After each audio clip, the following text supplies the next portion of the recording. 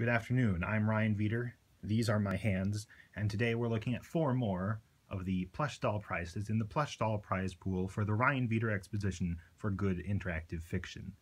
The winners will be announced in just about a week, and so it's important for me to give you all the information you need about the prizes so that if you are in first place, you can choose which of the dolls best suits your needs, and if you are not in first place, you can choose which of the dolls that was not chosen by the person in first place or the people ahead of you will best console you.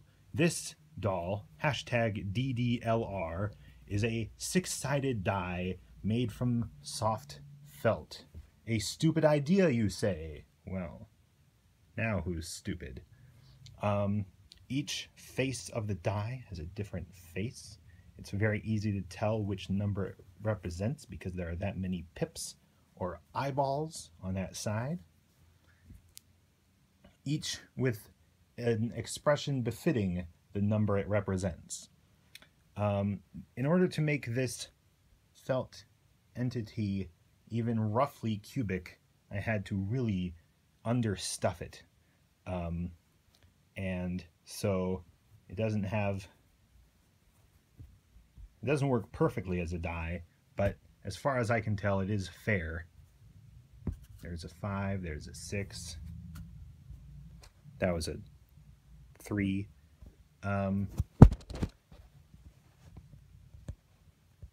Next, well, you know how it works. Next, let's look at a different doll along similar lines.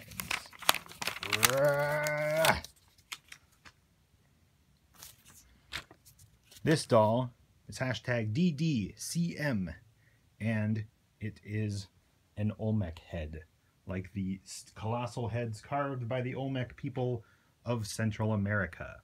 Look at how stone it looks. That's because I only used one color of felt and used layers and applique to simulate the technique of stone carving. The underneath, good grief, we're just having a great day, is a different color of felt to represent being the bottom of something. What else can I say about this? In contrast to the other one, DDLR, this entity is stuffed really tight to make it as spheroid as possible. And so it works a little better as a stress ball because I don't know what the qualities of a good stress ball is, but this guy has them. This is what it looks like from the side, from the other side, and from the back. Dolls are always boring on the back. Yes, if you love Mesoamerican ancient cultures, then you'll love #DDCM.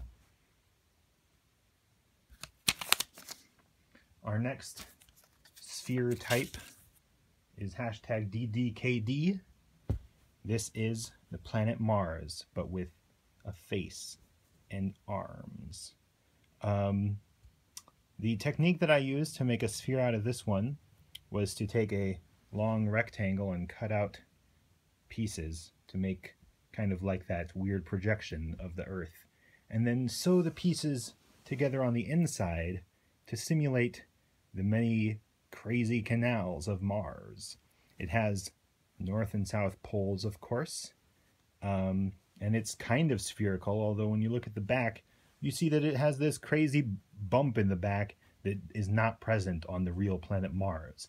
Planet Mars does not have arms or a goofy grin either, but this is as scientifically accurate as I could muster given the limited resolution of the felt doll medium. The arms are sewed so that they are always motioning toward whatever Mars is looking at. I guess Phobos or Deimos is up here, and Mars is like, hey! Or whatever you want to believe that Mars is saying. That's #DDKD.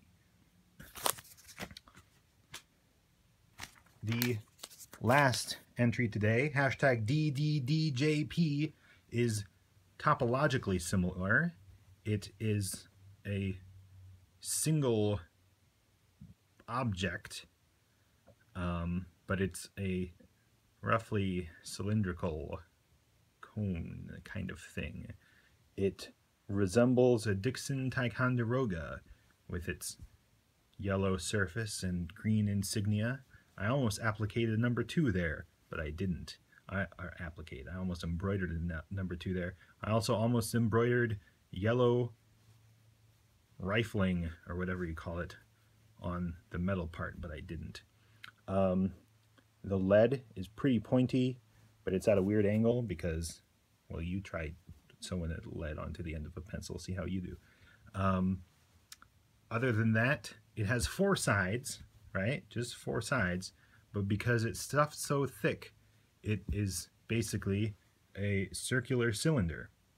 And that's the magic of the felt medium, is that everything pooges out. The eraser, it looks like that. It doesn't have sides, it just has one seam in it to simulate how real erasers look. Does it work?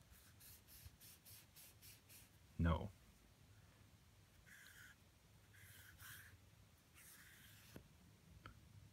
I'm left-handed. Those are the 4 dolls we're looking at today. Thank you for your time. Have a wonderful week.